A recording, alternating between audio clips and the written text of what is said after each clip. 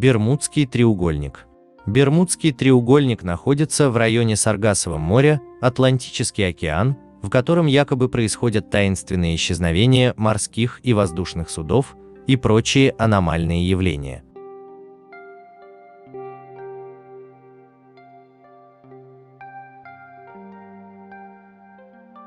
Район ограничен треугольником с вершинами в Майами, Бермудских островах и Сан-Хуане, Пуэрто-Рико. Район очень сложен для навигации. Здесь большое количество отмелей, часто зарождаются циклоны и штормы. Сторонники теории о загадочных исчезновениях в зоне Бермудского треугольника выдвигают различные гипотезы для их объяснения, от необычных погодных явлений до похищений инопланетянами или жителями Атлантиды.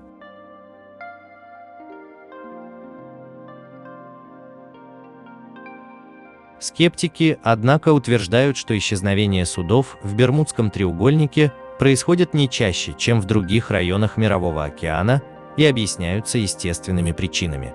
Такого же мнения придерживаются береговая охрана США. Истории о таинственных исчезновениях.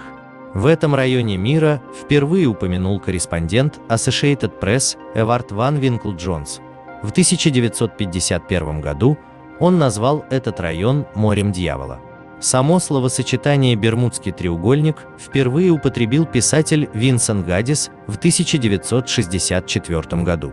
В журнале «Аргоси» он опубликовал статью «Смертельный Бермудский треугольник» о странном исчезновении звена 19 торпедоносцев-бомбардировщиков. В конце 60-х и начале 70-х годов XX века стали появляться многочисленные публикации о тайнах Бермудского треугольника. В 1974 году американский лингвист Чарльз Берлиц, сторонник существования аномалий в Бермудском треугольнике, опубликовал книгу «Бермудский треугольник», в которой были описаны таинственные исчезновения в этом районе. Книга вызвала огромный интерес, популяризировав теорию о необычных свойствах Бермудского треугольника. В дальнейшем, однако, было показано, что некоторые факты в книге изложены неверно.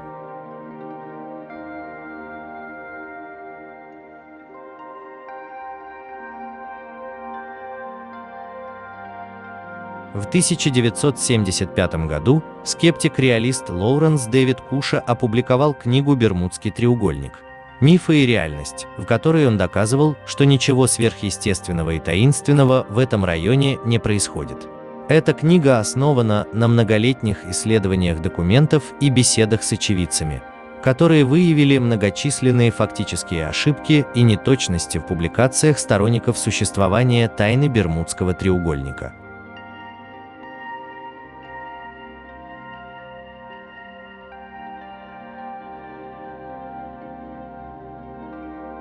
Сторонники теории упоминают об исчезновении приблизительно 100 крупных морских и воздушных судов в 20 веке.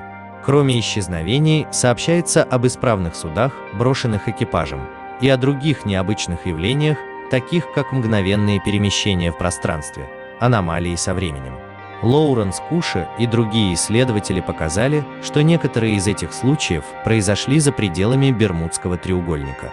О некоторых происшествиях вообще не удалось найти никакой информации в официальных источниках.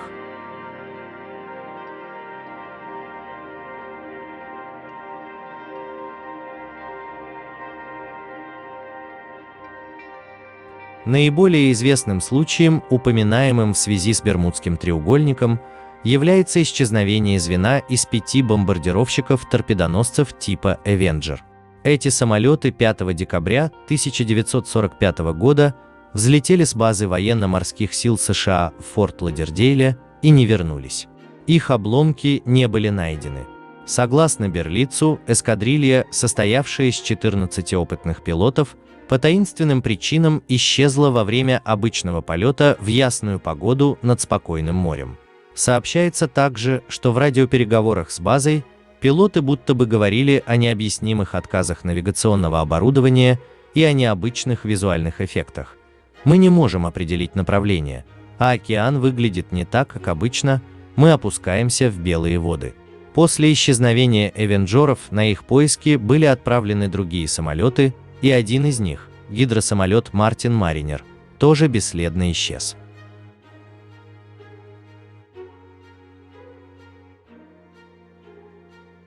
По версии Куше, на самом деле звено состояло из курсантов, выполнявших тренировочный полет. Опытным пилотом был только их инструктор, лейтенант Тейлор, но он был лишь недавно переведен в Форт Лодердейл и был плохо знаком с районом полетов. В зафиксированных радиопереговорах ничего не говорится о каких-либо таинственных явлениях.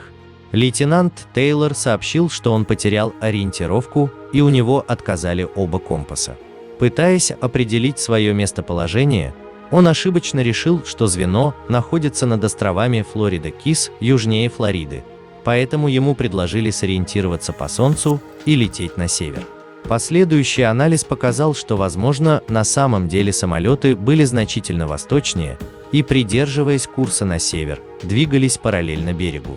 Плохие условия радиосвязи, помехи от других радиостанций мешали определить точное положение эскадрильи. Через некоторое время Тейлор решил лететь на запад, но достичь берега не удалось, в самолетах закончилось топливо. Экипажи Авенджеров были вынуждены попытаться совершить посадку на воду. К этому времени уже стемнело, а море, по сообщениям судов, находившихся тогда в том районе, было очень неспокойным.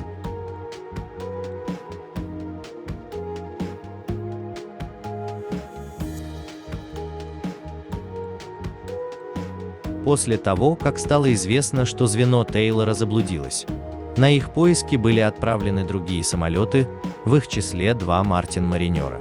По мнению Куше, самолеты этого типа имели некий недостаток, заключавшийся в том, что пары топлива проникали внутрь кабины, и достаточно было искры для того, чтобы произошел взрыв. Капитан танкера Гейне Милс сообщил о том, что он наблюдал взрыв и падающие обломки, и затем обнаружил на поверхности моря масляное пятно. Самолет Си-119 с 10 членами экипажа исчез 6 июня 1965 года в районе Багамских островов. Точное время и место исчезновения неизвестно, и его поиски ничего не дали. Хотя исчезновение самолета при перелете через Атлантику может объясняться множеством естественных причин, СМИ часто связывают этот случай с похищением людей инопланетянами.